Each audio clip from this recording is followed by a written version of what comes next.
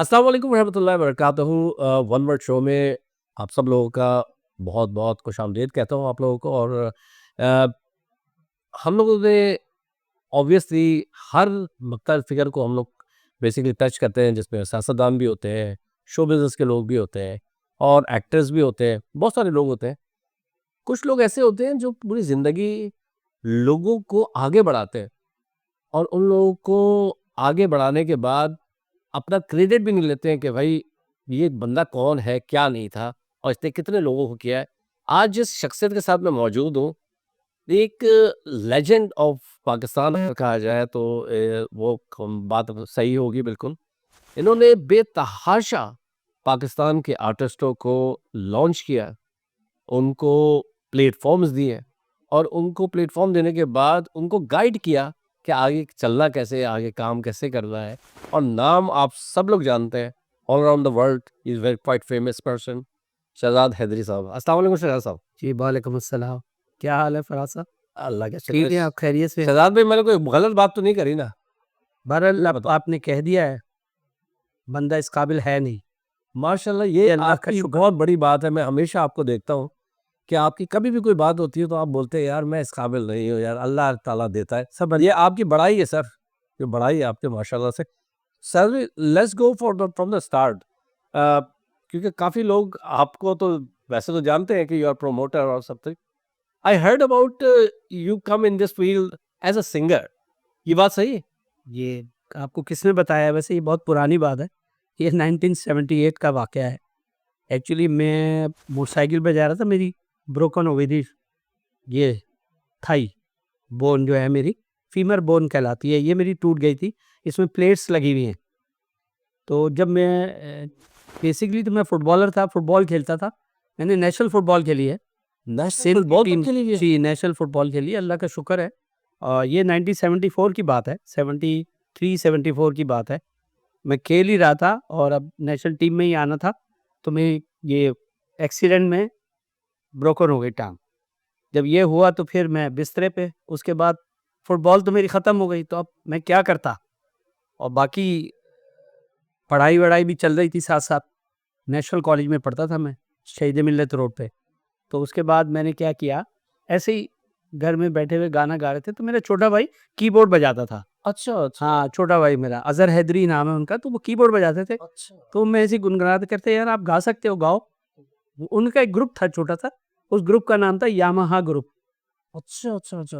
तो वो हम मेरे ख़्याल से बड़ा मशहूर यामाहा ग्रुप रहा। बहुत मशहूर था, अज़ीज़ाबाद का बहुत मशहूर ग्रुप था और हम बड़े-बड़े इवेंट करते थे शादियों के, बड़े बहुत लोग हमें बाकायदा बुलाते थे, अरे इस वाह! ग्रुप को। उसमें 2 सिंगर होते थे, 1 कॉमेडियन होता था और इस तरह हमारी टीम थी पूरी और 4-5 म्यूज़िशियंस हमारे साथ। तो उसने मुझे कहा, "भाईजान आप गाना गा सकते हो, आप गाओ।" तो मैंने कहा, "यार मेरा काम नहीं है ये, मैं नहीं गा सकता, ये तो बाकायदा काम है, तो सीखना पड़ता है।" जी। कह रहा, "नहीं आपकी आवाज़ अच्छी है, गाओ आप।" तो उसने मुझे घर में प्रैक्टिस कराई, करा के उसने कहा, "ठीक है आज आप चलेंगे साथ और हम मौका लगेगा तो हम एक गाना आपको गवाएँगे।"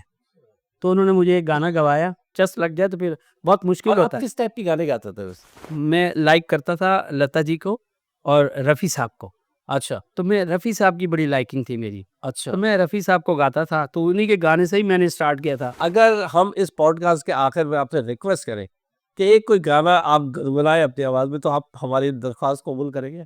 जी, मैं आपकी दरख़्वास्त नहीं है, है? आपकी मोहब्बत अच्छा, है, प्यार है, मैं चल बिल्कुल बहुत-बहुत एक शुक्रिया। अस्थाई आपको सुना दूँगा। मैं हाँ, जब एंड में होगा जी, जी। तो एंड के अंदर हम आपसे ज़रूर इस्ताई जी, सुनेंगे। बिल्कुल मैं फिर let's come to the main topic के आपने कब इस जर्नी को स्टार्ट किया बेसिकली आप एज़ अ प्रमोटर? 1978 78 में एज़ ए प्रमोटर नहीं, एज़ ए सिंगर आया। जी। मैंने 6 महीने काम किया, फिर मुझे लगा बड़ी अच्छी फ़ील्ड है ये और इसमें बड़ा अच्छा लगता है। खाना-वाना भी मिलता है और ये भी मिलता है, सब वो एक होती है ना, अवेयरनेस बहुत अच्छी थी जी, इसकी। जी। तो मैं इसमें लग गया, फिर उसके बाद मैंने कहा इसी फ़ील्ड में रहना है तो क्या करूँ? मैंने साउंड सिस्टम लिया। मैं सिंगापुर गया अब्रॉड और वहाँ से मैं इम्पोर्टेड साउंड सिस्टम पाकिस्तान में नहीं था, जो मैं लेकर आया हूँ अच्छा। कराची में सबसे पहले। एक्को जो था वो मेरे उस्ताद हैं मंसूर इको, जी, जी, जी। उनका नाम देखो बड़ा नाम आपने है। सुना होगा नाम जी, बड़ा मंसूर नाम इको। पाकिस्तान का नंबर 1 आदमी, हाँ, हाँ, तो वो मेरे उस्ताद मोहतरम हैं। माशाल्लाह। तो वहाँ पे जब मैं गया तो वहाँ पे मुझे DC-20 मिला। तो ये बेसिकली आपने साउंड सिस्टम से स्टार्ट साउंड सिस्टम से फिर मैंने गाने को छोड़ दिया, साउंड सिस्टम से स्टार्ट किया। जब मैंने स्टार्ट किया तो फिर मैं आहिस्ता-आहिस्ता बड़ी-बड़ी टीम के साथ लगता रहा। अब ये बताइए कि आपने आर्टिस्टों के अंदर तो बहुत सारे लोगों के साथ काम किया है। मोइन अख्तर के साथ आपकी फर्स्ट मुलाकात कैसी रही? और क्या, चूँकि you was doing as a promoter as well, how did you met Moin Akhtar साहब? हर आदमी की ख्वाहिश होती थी कि वो मोइन भाई के साथ काम करे, क्योंकि पाकिस्तान के लेजेंड थे वो, पाकिस्तान का टॉप नेम था और उनसे ज़्यादा अच्छा ऑर्गेनाइज़ कोई कर नहीं सकता था इवेंट। तो मोइन भाई मेरे शो में आए, मेरा वहाँ साउंड सिस्टम लगा हुआ था। तो जब उन्होंने उस पे परफ़ॉर्म किया, तो मुझे पीछे बुलाया बैक स्टेज उन्होंने ग्रीन रूम में ना, कि यार बुला के लाओ कौन है? फिर मैं गया, तो मैंने बड़े मुश्किल से हाथ मिलाया था उनसे, क्योंकि इतनी जिसारत नहीं थी कि मोइन भाई के साथ खड़े होकर बात कर सकें। खैर बहरहाल मैं उनसे मिला, हाथ-वाथ मिलाया मैंने, मुझे बड़ा एप्रिशिएट किया उन्होंने, मुझे कहा मेरे साथ काम करोगे? मेरे लिए क्या था? वो बस वो दिन था मेरा, जो वहाँ से शुरुआत हो गई। और कितने शोज़ अंदाज़न आपने मोइन मोइन भाई के साथ किया? 25 साल काम किया है। 32 इयर्स। महीने में 6 से 8 शो मोइन भाई के साथ करता था वो। अब आप अंदाज़ा लगा, कैसा पाया आपने मोइन भाई? मोइन भाई जैसा इंसान मैंने अपनी लाइफ में नहीं देखा।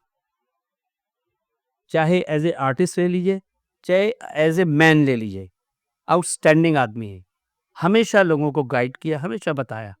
मैंने 32 साल उनसे सीखा है, 32 इयर्स मैं उनके कदमों में बैठा हूँ, और जो बात उन्होंने मुझे कह दी ना, मैंने कभी दोबारा पलट के उसके अगेंस्ट नहीं गया, वही किया मैंने। तो आज अल्हम्दुलिल्लाह, अल्हम्दुलिल्लाह अल्लाह का लाख-लाख शुक्र है कि दुनिया मुझे जानती भी है, लोग मुझे पता है। मेरा कोई अखबार में इश्तहार नहीं आता, कुछ नहीं है। मुझे लोग मेरे टेलीफ़ोन पे फ़ोन करते हैं, शहज़ाद भाई ये शो ऑर्गेनाइज़ कर दें। फिर मोइन भाई ने ऑर्गेनाइज़िंग में लगाया, अच्छा, उन्होंने ही लगाया मुझे। आपको लगाने वाले मोइन भाई हैं। जी, बिल्कुल, बिल्कुल। वो कहते थे मेरे साथ खड़े हो जाओ, ये करो, ये करो, ये करो, वो बताते थे मुझे। तो अल्हम्दुलिल्लाह। मोइन भाई का जब इंतकाल हुआ उससे पहले कब आपकी लास्ट मुलाकात हुई थी? और क्या फीलिंग थी जब उनका इंतकाल हुआ? क्या, what do you feel as a को यू नो लाइक आप उनके साथी भी, उनके भाई भी थे। कैसी आपकी फीलिंग थी उस? मोइन भाई के लिए तो एक ही बात कहूँगा कि जिस दिन उनका इंतकाल हुआ है ना, एक ऐसी बात करूँगा कि 3 दोस्त थे, मुजीब आलम, मोइन अख्तर और मलिक अनोखा। ये तीनों की बहुत गहरी दोस्ती थी, 50-60 साल की, पुरानी। मैं इसमें एंटर हुआ था, मेरी इनके साथ दोस्ती थी तीनों से। तीनों मुझे प्यार करते थे, तीनों मेरे साथ बैठते थे। मुजीब आलम साहब का इंतकाल हुआ सबसे पहले। उनको कैंसर था मेरे ख्याल से। नहीं, मुजीब भाई को पाँव में थोड़ा-सा उनके अच्छा, हड्डी में कोई प्रॉब्लम हो गया था, जिसकी वजह से डेथ हुई। हार्ट अटैक हुआ था हार्ट था। और वो रात को मेरे ही घर आ रहे थे। अच्छा। जब उनको हार्ट अटैक हुआ तो मेरे घर आ रहे थे। मुझे फ़ोन किया था लास्ट, उन्होंने फ़ोन किया 10:10 पे कि शहज़ाद आप घर पे हो? मैंने कहा जी। कह रहे यार मेरी यानी बेगम कि मुजीब आलम हार्ट अटैक से पहले आपके घर आ रहे थे? मेरे घर आ रहे थे रात पे, रास्ते में हार्ट अटैक हुआ उन्हें। तो उनकी बेगम ने मुझे फ़ोन किया कि यहाँ हम हॉस्पिटल आए हुए हैं, मुजीब की तबीयत बहुत ख़राब है, आप आ जाइए। मैं जब पहुँचा तो डेथ हो चुकी थी मुजीब भाई की। तो उनकी जो कब्र जो है, वहाँ मैंने 3 कब्रें ली थी। ये बड़ी अजीब बात है जो किसी को नहीं पता, जो आज मैं आपसे शेयर कर रहा हूँ। 3 कब्र ली थी, जिसमें एक मुजीब आलम साहब की थी, दूसरी जब मलिक अनोखा का इंतकाल हुआ, उसमें भी मैं ही था, और तीसरी बदकिस्मती थी, अल्लाह ताला ने मिट्टी लिखी होती है ना जहाँ, आदमी की आपको वहीं मिलती है, आप कुछ भी कर लो। तो मोइन भाई का जब इंतकाल हुआ तो मुझे नहीं पता लगा, मैं तो ऑफिस में था। 20 तारीख को मोइन भाई ने मेरा शो किया था, 20 अप्रैल को, और 22 अप्रैल को डेथ हुई है उनकी। तो मैं ऑफिस में बैठा हुआ था, तो मुझे किसी ने फ़ोन किया, कहने लगे यार शहज़ाद हैदरी साहब आप कहाँ हैं? मैंने कहा मैं ऑफिस में हूँ। यार टीवी लगाओ। तो मैंने टीवी लगाया तो उस पे न्यूज़ चल रही थी जियो पे मोइन भाई की। मैं तो रोना पीटना शुरू, वहाँ से मैंने गाड़ी उठाई, मैं सीधा भागा। मुझे कोई आधा पौना घंटा मैं लेट हो गया था। तो वहाँ घर वाले भी थे, कुछ उनके दोस्त अहबाब थे, जिन्होंने उनकी कब्र का बंदोबस्त कर लिया था। क्योंकि वो घर के करीब था कब्रिस्तान ना, तो वहाँ से कि बच्चों को आने-जाने में। फिर मैंने कहा भी कि वहाँ मैंने कब्र ली हुई है, जगह ली हुई है, और मोइन भाई को मैंने दिखाई भी थी जगह वो। अच्छा। मलिक का जब इंतकाल हुआ था तो मैंने मोइन भाई को देखा। मोइन भाई जब जिंदा थे, जिंदा आपने थे, वो हाँ खबर भी दिखाई माशाल्लाह। थी हाँ कि जी, मैंने आपकी खबर। ये मैंने कहा मोइन भाई ये देखो तीनों दोस्त हैं, ये देख लें। हंसी मजाक कर रहे थे हम अच्छा, बैठे, अच्छा। तो मैंने कहा ये जगह आपकी है। तो कहने लगे चल बे, जिसकी मिट्टी जहाँ लिखी होगी वहीं मिलेगी। तो वो आपस में बहुत बातें कर रहे थे। बहुत बढ़िया। तो ये मोइन भाई के साथ तो मेरा इतना रहा, अल्लाह ताला का शुक्र है। मैंने ज़िंदगी में पहला जनाजा देखा राही साहब का, फ़िल्म इंडस्ट्री में, हमारे शोबिज़ में, जी, जी। राही साहब का। तो लोग कहते थे कि बहुत बड़ा जनाजा है, इसमें बहुत लोग लोगों ने शिरकत जी। की है।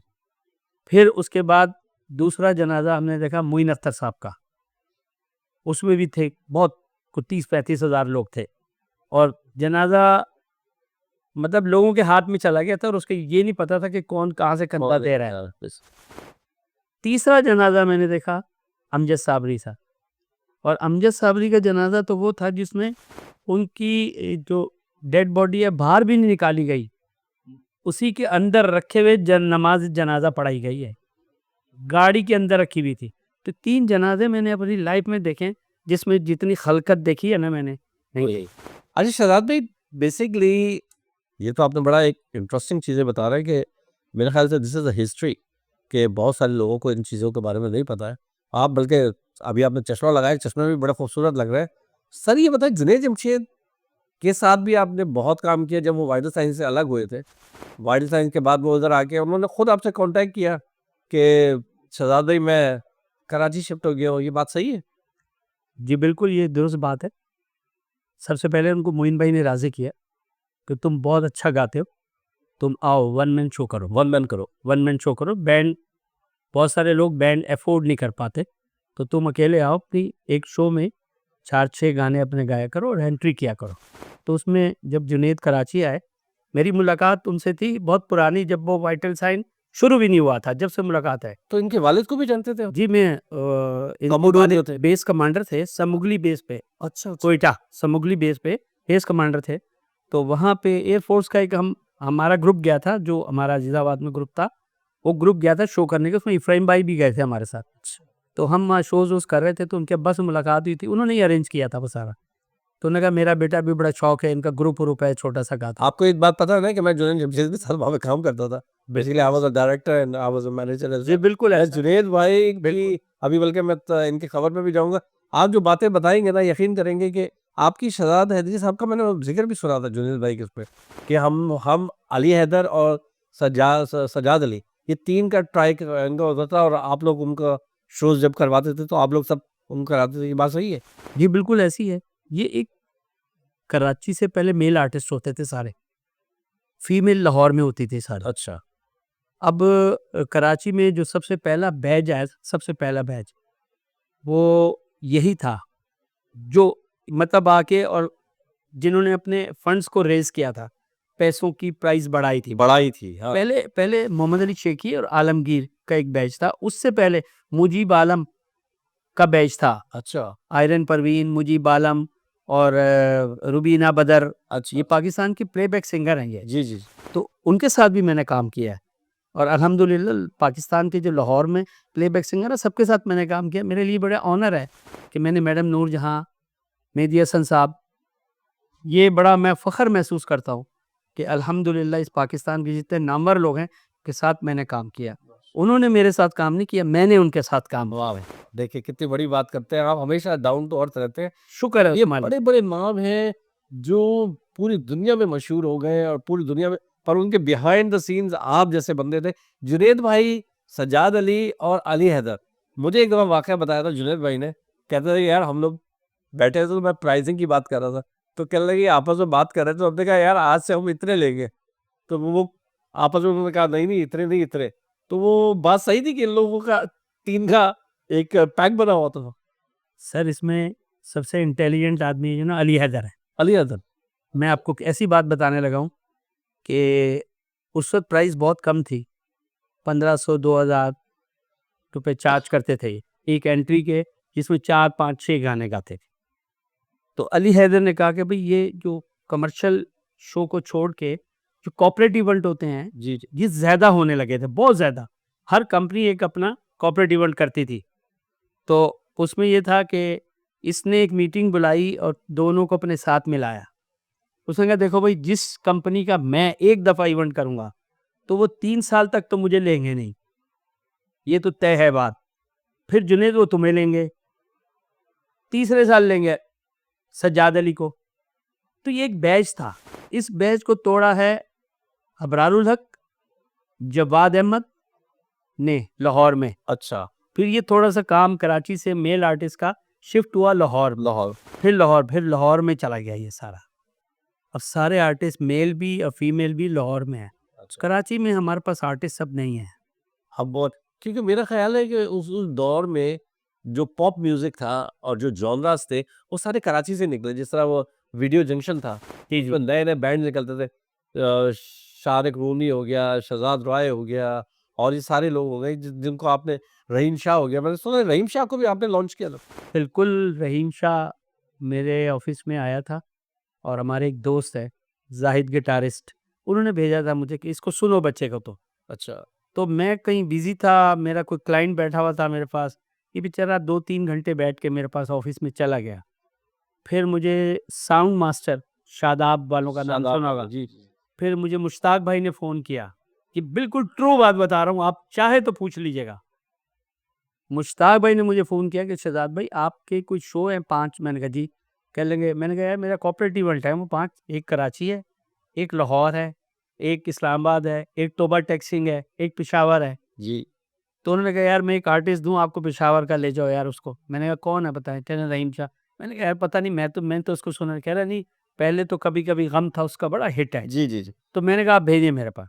तो जब वो मेरे पास आया तो मैंने उसको बिठाया, बहुत प्यार से अपने पास बिठाया, क्योंकि मुझे जिस रेफ़रेंस से वो आया था मैं उनका बड़ा रिगार्ड करता हूँ। अच्छा।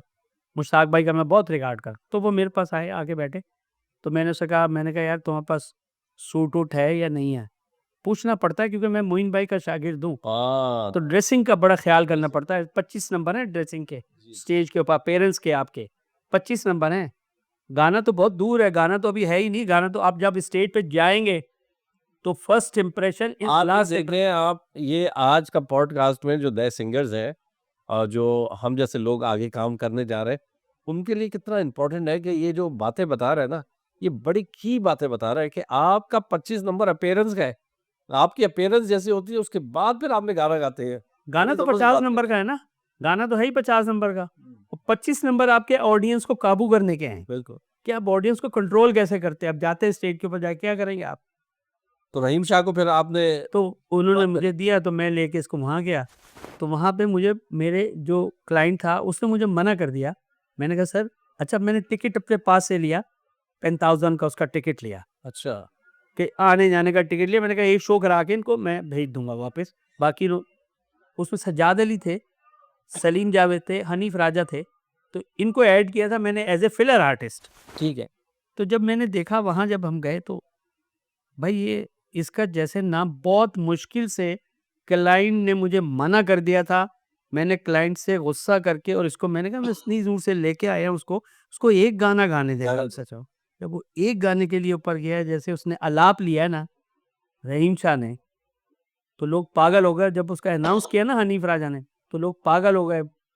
शोर शुरू हो गया कॉन्सर्ट वाला, और उसके बाद फिर वो पकड़ में नहीं आया। अच्छा, रहीम शाह का एक बैकग्राउंड वो भी है कि मैंने सुना था ये जो पुरानी सब्जी मंडी है, वहाँ पे सब्जी बेचता था ये, और ये गा के सब्जी बेचता था, और वहाँ पे शादाब ऑटो, जो जो आपका शादाब का बता रहे हैं, वहाँ पे स्टूडियो होता था, तो वो उनमें से कोई किसी ने इसको बाकायदा बुलाया था, और जेकेडी होता था, जवाद हैदर वगैरह, ये उनका साउंड वगैरह, तो उन्होंने इसका बाकायदा फिर गाना बनाया, रीमिक्स किया। तो इसकी बड़ी हिस्ट्री है कि ज़मीन से उठ के एक आर्टिस्ट आया और ऊपर आ गया। इसके अलावा और कौन-कौन से आर्टिस्ट, अली हैदर के बारे में बताइए? अली हैदर ने बहुत काम किया, शुरू में मेरे साथ ही काम किया है। जुनैद जमशेद ने मेरे साथ काम किया है। सज्जाद अली ने मेरे साथ काम किया है। सबसे पहले आई लाइक सज्जाद अली। सज्जाद अली है। वैसे तो सारे आर्टिस्ट मेरे लिए बराबर हैं। मैं एक नज़र से देखता हूँ सबको। वाह! लेकिन जब अच्छा, सज्जाद भाई के बारे में कुछ ज़रा नेचर के बारे में बताइए, कैसे आप? सज्जाद ग्रेट आदमी है बहुत। अच्छा, हाँ, अपने काम से काम रखते हैं। वो कोई उनका इंटरेस्ट सबसे ज़्यादा फ़ोकस कॉन्सर्ट होता है। उसमें क्वालिटी है ये। वो मेरे ख़्याल से पाकिस्तान के ए आर रहमान हैं। ए आर रहमान हो गए या और लोग, बल्कि बस ये तो इनका तो बहुत बड़ा नाम है, ए आर रहमान से भी ऊपर है ये। बट मैंने देखा है, सज्जाद अली भी टच करता है उन्हें। अच्छा, सज्जाद अली घराने का है, कराने ऐसा नहीं है कि नहीं, सज्जाद अली घराने का है, क्वालिटी के ऊपर कॉम्प्रोमाइज़ नहीं करते। इसमें कोई शक नहीं है। बस एक थोड़ी-सी उसमें है, बहरहाल वो दुनिया को पता ही है, मैं क्या बताऊँ, बहरहाल दुनिया जानती है। लेकिन जब वो एक किसी गाने में, किसी भी गाने में, अगर सज्जाद अली ने नया वॉल्यूम किया है, नया गाना किया है और उसने वो गाना फेंकना है वीडियो बना के, तो उसमें वो उस गाने में एक तान लगाता है सज्जाद अली, अच्छा, पूरे गाने में। अच्छा, सारी दुनिया गाती है उसको, वो तान कोई नहीं लगा सकता। अच्छा। ये कैसी बात आपको बता रहा हूँ। अरे वाह, वाह, वाह, वाह! सज्जाद भाई दे एक अपना इनिशियल सिग्नेचर हर गाने में डालते हैं वो। सब गाने जूनियर आर्टिस्ट तो वैसे ही गाते हैं, गाना हिट हो जाता है। सज्जाद अली ने गाना फेंका नहीं है, हिट हुआ नहीं। सज्जाद अली वाहिद आदमी है जिसके 25 गाने हिट होंगे, मैं मिसाल दे रहा हूँ, 25, 30, 35, 40 जितने भी गाने उसने गाए हैं, जितना वॉल्यूम किया, सब हिट है। गा के प्रॉपर फेंकता है गाना, बेशक, बेशक। वो और ये एक नहीं बात कि बताओ इखलाक वाइज़ भी, वी लव यू सज्जाद भाई, लव यू।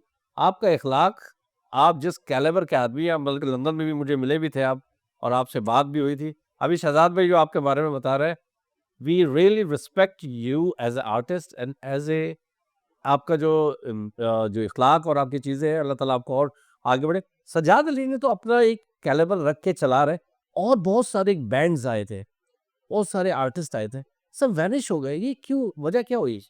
ये प्रोफेशनली एक है इसमें कि फंड्स का अच्छा, इशू आता है। अच्छा, मेन सिंगर है, वो कहता है जी मैं सिंगर हूँ, 2 आदमी गिटार बजा रहे हैं, अच्छा, एक ड्रम बजा रहा है। एक्चुअली जब बैंड होता है तो बैंड में सब इक्वल होता है, इक्वल होते हैं। इक्वल होना भी चाहिए। मेरी अपनी ज़ाती राय है, मैं किसी को मशवरा नहीं दे रहा हूँ ये, होना तरीक़ेकार यही है कि 5 अगर बैंड मेंबर हैं और मैंने 50,000 रुपए अगर लिए हैं, एक छोटी-सी मिसाल दे रहा हूँ, तो आपने एक्सपेंसेस निकाल के जो पैसे बचते हैं वो पाँचों में इक्वल डिस्ट्रीब्यूशन होना चाहिए। होने चाहिए। कोई बड़ा-छोटा उसमें नहीं होता। तो जब ये ट्रेंड आ गया ना कि जी मैं सिंगर हूँ, मैं गाता हूँ, मेरा यानी गाना हिट हुआ है, आपकी बात हो गई, मैं आ गया तो फिर वो खत्म हो वो जाता। खत्म होता है। तो बैंड इस तरह खत्म होते चले गए। अच्छा, सबसे पहले वाइटल साइन आया ना, हाँ, अभी हमने उससे बड़ा बैंड रिसेंटली तो कोई भी नहीं आया स्ट्रिंग्स को पाकिस्तान। देखा, आपने स्ट्रिंग्स के साथ भी काम किया? बहुत काम किया फैसल के साथ, बिलाल के साथ, अच्छा। छोटे भाइयों की तरह हैं दोनों, बड़ा रिगार्ड करते हैं, बड़ी इज़्ज़त करते हैं और वो भी एक क्वालिटी के बंदे मैंने देखा है, बड़े तमीज़दार, पढ़े लिखे दोनों बंदे और बड़ा और फैसल भाई से तो बहुत ही प्यार है, सबको प्यार है हम सबको। तो ओवरऑल मुझे बताइए सर। फराज भाई एजुकेशन का बड़ा हाथ है। Education definite. बगैर एजुकेशन के आप इस फील्ड में आ जाएँगे ना, तो वो तू तड़ाक पे ही रहेंगे आप। अरे बड़ी अच्छी बात करी आप। हैं, education this is very important इस काम में। और आप जितने एजुकेटेड आ गए, पहले इसमें कुछ और लोग आते थे। अब ये दूसरा पैच जो आया है ना, इसमें सब अच्छी फैमिलीज़ के लड़के आने पढ़े लगे। लिखे लोग जब से वाइटल साइज और ये जो बड़े-बड़े जब आए ना सिंगर्स तो हैं, फिर उनको देखा-देखी सब लोग बहुत आने अच्छी-अच्छी लगे, फैमिली है। तो फील्ड को थोड़ा-सा हमारा बूस्ट अप मिल गया। बेशक, बेशक। अब वो बूस्ट अप मिल गया ना, तो यहाँ 2-3 लोग ऐसे आए जो क्लासिकल गाने वाले हैं, अच्छा। खतरनाक सिंगर।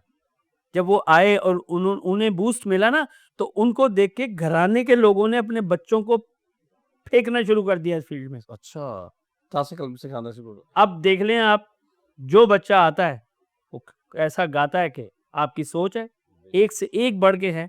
बेशक। अभी पाकिस्तान आइडियल हो रहा है, जी, जी। मैं उसमें देखता रहता हूँ सारा। कैसे-कैसे आर्टिस्ट आ रहे हैं। ऐसे-ऐसे आर्टिस्ट आ रहे हैं, ऐसे-ऐसे बच्चे आ रहे हैं कि सोच है आपने, ऐसी-ऐसी ताने लगा रहे हैं, बेशक, बुरकियाँ लगा रहे हैं कि सोच है आपकी। बेशक। अच्छा आप एक मैं इसको एक छोटा-सा मैं वो लूँगा और उसके बाद फिर हम आपके उसके पे जाएँगे। क्रिटिसाइज़ करना हमारी कौमी खेल है क्या? हर बात में क्रिटिसाइज़ कोई काम हो रहा है, जी जज क्यों बन गया? फलाना क्या हो गया? हालाँकि वो एक जियो का एक वो चलता है उसके अंदर वो बुशरा अंसारी को बिठाया हुआ है, उसको बिठाया हुआ, वो तो एक अलग ही काम था। ये एक बड़ा अच्छा काम हो रहा है पाकिस्तान आइडियल का। क्रिटिसाइज़ क्यों इतना करते हैं लोग क्या? क्या समझते हैं? हम एक-दूसरे को देख नहीं सकते, इस फील्ड में ये प्रॉब्लम है। अच्छा, बस एक बात आपने की थी, मैं हूँ सब कुछ। भाई आप कुछ नहीं हैं, सब कुछ अल्लाह पाक है। बेशक, अल्लाह पाक जिसको चाहे इज़्ज़त दे, बेशक, जिसको चाहे ज़िल्लत दे, बेशक, बेशक। ये उसके हाथ में है। सर इज़्ज़त और ज़िल्लत की बात आई है, बड़ी आपको एक बहुत ज़बरदस्त आपने दुबई में भी आपने एक शो करके आए, बड़ी आपको इज़्ज़त मिली है वहाँ पे। उस शो के बारे में बताइए, इतना बड़ा इवेंट था और you are heading on that one, थोड़ा-सा उसके बारे में बताइए? सर ये भी मैं अल्लाह का शुक्र अदा करता हूँ, अल्हम्दुलिल्लाह, कि दुबई की हिस्ट्री का सबसे बड़ा इवेंट था। तकरीबन 60 से 70 हज़ार लोग रोटेटेड थे उसके अंदर, और उसमें मैंने आर्टिस्ट अरेंज किए थे, और मैं पाकिस्तान से मैंने रिप्रेजेंट किया था, लेके गया था, और उसमें एमिरेट्स ने स्पॉन्सर किया था।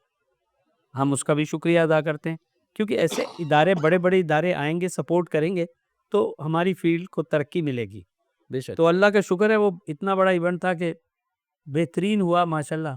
बहुत लाइक किया लोगों ने, बहुत पसंद किया, और ये दुबई की हिस्ट्री का बड़ा शो था। माशा अच्छा शदाब भाई, इन द एंड हम लोग एंड के ऊपर जा रहे हैं बिल्कुल। सर ये बताइए कि क्योंकि ये हम इसको कोशिश करेंगे, इनके क्लिप्स को हम लोग आगे बढ़ाएँ, गवर्नमेंट के इदारों को तक भी बढ़ाएँ, चीज़ें बताएँ। आपका जो मेन मकसद, एक नौकरी तो है ही, एक जॉब है आपकी ये, पर इसके साथ-साथ आप पाकिस्तान का नाम, इमेज बढ़ा रहे हैं। पूरी दुनिया में आप जाते हैं, आर्टिस्टों को लेके जाते हैं, वो सफ़ीर पाकिस्तान बनते हैं, सब चीज़ें करते हैं। आप क्या समझते हैं कि गवर्नमेंट को यहाँ पे कल्चरल डिपार्टमेंट बने हुए हैं, बड़े-बड़े चीज़ें बनी हुई हैं, और मतलब वो काम नहीं हो रहा है जो आपने सिंगल हैंडेडली काम कर दिया है। आप समझते हैं कि गवर्नमेंट के कोई इदारे या कोई लोग आपको अगर बैकअप करें, तो आप और पाकिस्तान का नाम रोशन कर सकते हैं और अच्छे तरीके से कर सकते हैं, क्योंकि फाइनेंशियल, एवरीथिंग इज़ फाइनेंस और एवरीथिंग इज़ स्पॉन्सर्स, वो बहुत ज़रूरी होते हैं। क्या कहते हैं आप? ये बिल्कुल दुरुस्त बात है आपकी। जब तक आपके पास स्पॉन्सर्स नहीं आएगा ना, तो आपको बूस्ट नहीं मिलेगा कभी। लोग एक शो करने जाते हैं, एक नया आदमी खड़ा होता है हमारी फील्ड में, मैं मिसाल दे रहा हूँ, छोटी-सी मिसाल है। जैसे मिसाल के तौर पे मेरा कोई दोस्त है, उसने कहा, "यार शहज़ाद भाई, मैं यार फील्ड में आना चाहता हूँ।" मैंने कहा, "जी बिल्कुल आएँ, बहुत अच्छी फील्ड है ये।" मैं यार एक शो ऑर्गेनाइज़ करते हैं, सपोज़ सज्जाद अली को ले लेते हैं हम। अब सज्जाद अली की प्राइस पहले देखें, टेक्निकल बैकअप देखें सारा, फिर वेन्यू का एक्सपेंसेस देखें, पब्लिसिटी देखें, प्रमोशन देखें, उसकी सारी चीज़ें देखनी पड़ती है। कर-करा के आप पता लगा जी आपने 1 करोड़ रुपए खर्च कर दिए। अब 1 करोड़ रुपए खर्च हुए, तो अब आर्टिस्ट तो अपने पैसे ले लेगा, क्योंकि वो तो परफ़ॉर्म करने आ रहा है। लोग अपने-अपने पैसे ले लेते हैं, वो ये नहीं सोचते कि यार इस प्रमोटर को ज़िंदा रखें। लेकिन अगर आप प्रमोटर को ज़िंदा रखेंगे ना, तो ये काम एक लॉन्ग टर्म चलेगा। ल सब अगर 2 लफ्ज़ आपको सुना दें। तो आवाज़ भी चेंज हो रही है, उस वक़्त तो कुछ और आवाज़ की तो टोन ही चेंज हो गया है। कोई भी जो आपका पसंद का गाना हो, जो आप कहते हैं यार यार मैं हमेशा गुनगुनाता हूँ और सुनता भी हूँ। खान साहब की एक गज़ल है, जी, जी। वो मैं आपकी नज़र करता हूँ। जी, जी। 1 या 2 बंद जी, आपकी नज़र करता जी, हूँ। जी सर। ज़िंदगी में, ज़िंदगी में तो सभी प्यार किया करते हैं। मैं तो मर के भी मेरी जान तुझे चाहूँगा। ज़िंदगी, ज़िंदगी में तो सभी। वाह, वाह, वाह, वाह, वाह! क्या बात है शहज़ाद साहब, मज़ा आ गया। और शहज़ाद साहब तो in the end internationally audience भी आपको देख रही होगी, सब कर रही होगी। अगर हम एक कोलैबोरेशन के साथ और ये वहाँ पे जो यूके, यूरोप में और हर जगह पे कोई शोज़ कराना चाहते हैं, तो आप इंटरनेशनली भी शोज़ करते हैं? आपको अगर हायर किया जाए, आप आर्टिस्टों को लेके जाएँ और शोज़ करें? जी, अल्हम्दुलिल्लाह, मैंने अमेरिका में 9 टाइम गया हूँ मैं, अच्छा, और इस पाकिस्तान के सबसे बड़े लीजेंड मोइन अख्तर साहब, उनके मैंने 16 शो किए थे 96 में, एज़ अ प्रमोटर गया था। एज़ अ प्रमोटर का। 95 में मैंने उमर शरीफ शो किए थे, वो तकरीबन हमने 14 शो किए थे, मुझ अच्छा। उमर भाई के। अली हैदर के भी इवेंट किए, और टीना सानी के इवेंट किए। पूरी दुनिया में मैं तो इवेंट करता आपको हूँ। लोग कॉन्टैक्ट कर सकते हैं साहब? सर बिल्कुल कर सकते हैं, अल्लाह का शुक्र है, अभी मैं दुबई करके आया हूँ, मैं फिर जा रहा हूँ। बेशक। अभी मैं 2-3 जगह से मुझे कॉल आई हुई हैं, हम डिस्क्लोज़ नहीं करते, पहले बताते जी, नहीं कहाँ पे मुझे है, पता है फाइनल तो पोस्ट कर। इंशाल्लाह इन द फिर। एंड में टीना सानी का आपने नाम लिया, मैं भूल गया था टीना सानी को। टीना बाजी के बारे में आपने, आप उनके एक वायरी मैनेजर थे। कुछ कैमरे की तरफ देख के टीना सानी के लिए कोई मैसेज रिकॉर्ड करना चाहे एज़ ए प्यार भरा कोई, तो हम वो भी आपको ज़रूर लगाएँगे। टीना बाजी के लिए बोलना चाह रहा हूँ। टीना आपा के लिए सिर्फ़ इतना ही कहूँगा, पाकिस्तान की वाहिद आर्टिस्ट है जो हाइली एजुकेटेड है, पढ़ी लिखी हैं, और गाना तो अलग है, गाने का डिपार्टमेंट अलग है, लेकिन एज़ ए वुमन आउटस्टैंडिंग है। सॉफ्ट स्पोकन, कितनी भी बड़ी खराबी हो जाए लेकिन उफ नहीं किया उन्होंने आज तक। 2000 में मैं उनके पास मैंने ज्वाइन किया था और मेरे लिए बड़े ऑनर की बात है, आज मैं ऑन एयर ये बात कह रहा हूँ, मैंने पहले नहीं कही, कि मैंने एक शो किया था प्रेजेंट हाउस में।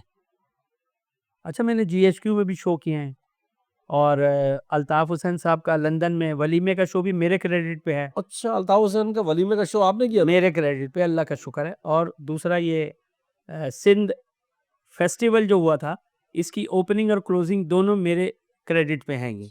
अल्लाह का शुक्र है, गवर्नमेंट लेवल के मैंने बड़े इवेंट्स किए हैं, बड़े जीएचक्यू में मैंने बहुत शोज़ किए हैं। परवेज़ मुशर्रफ साहब के 27 शो किए हैं मैंने।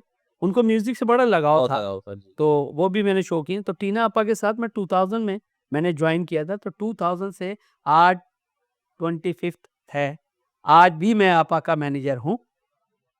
और अपनी ज़िंदगी में मुझे पाकिस्तान के बहुत सारे आर्टिस्टों ने कहा कि आप हमारी मैनेजमेंट संभाल लें, शहजाद भाई आपके साथ काम करना चाहते हैं। तो टीना आपा ने जब मुझे पहली दफ़ा फ़ोन किया था तो मुझे कहा था, Shahzad Haidri, I like you और आई वर्क विद यू। ये जुमला गौर करें, आई वर्क विद यू, जबकि वो बहुत बड़ी आर्टिस्ट हैं। उन्होंने मुझसे कहा मैं आपके साथ काम करना चाहती आपका हूँ। प्यार अभी मेरा तक फिर बरकरार है उनके हाँ साथ, जी, वैसे ही बरकरार। शुक्र अल्हम्दुलिल्लाह। तो फिर मैं उनके घर गया, आपा ने, वो दिन है, आज का दिन है। अल्लाह का शुक्र है, आपा के साथ पूरी दुनिया में मैंने ट्रैवल किया है, पूरी दुनिया में जाता हूँ, मेरे बगैर इवेंट नहीं करती। तो एक रिस्पेक्ट वाला भरा आपने मैसेज दे दिया है टीना आपा को। नहीं क्या बात है आपा आपकी, है? अल्लाह आपको सलामत रखे, खैर आफियत से रखे। माशाल्लाह माशाल्लाह। ये आपने देखा है, टीना सानी एक इतनी बड़ी लेजेंड, इतनी बड़ी, और लेजेंड बनना आसान नहीं होता। लेजेंड बनने के लिए अपनी इज्जत करवाई जाती है, और जिस तरीके से सदा हैदरी साहब ने उनके बारे में तफसीर बताई, और तमाम आर्टिस्टों के बारे में जिस तरीके से आज इतनी ज़बरदस्त बातें हुई है, तो मैं कहता हूँ कि इज वॉज अमेजिंग। और शहजाद हैदरी साहब को हम सिर्फ यही कहेंगे कि शहजाद साहब, आपको अल्लाह ताला सेहत तंदुरुस्ती दे, और अल्लाह ताला थैंक यू। आपको ऐसे ही पाकिस्तान को प्रमोट करते के लिए आगे बढ़ाते रहे, और इंशाल्लाह इंशाल्लाह ताला आप आने वाले दिनों के लिए पाकिस्तान की एक शनाख्त बन जाए। बहुत शुक्रिया सर आपका टाइम का और आपके प्यार का। सर आपका भी शुक्रिया, आप लंदन से तशरीफ़ लाए हैं, तो मेरे लिए ऑनर है ये। और खाना खाए बगैर नहीं जाइएगा, क्योंकि आप भागते हैं, मैं 2-3 दफ़ा आपको खाने पे बुला चुका हूँ, आप आए नहीं हैं, आप भागते हैं। शहजाद भाई की मेहमान नवाजी पूरी, मेरे ख्याल से पूरी कराची के अंदर मशहूर है। बस शहजाद भाई, बहुत शुक्रिया सर आपका, और थैंक यू सो इंशाल्लाह मच। इंशाल्लाह ज़िंदगी रही तो हम लोग लंदन में ज़रूर कुछ शोज़ वगैरह और चीज़ें करेंगे साथ। जी प्लीज़। Thank you.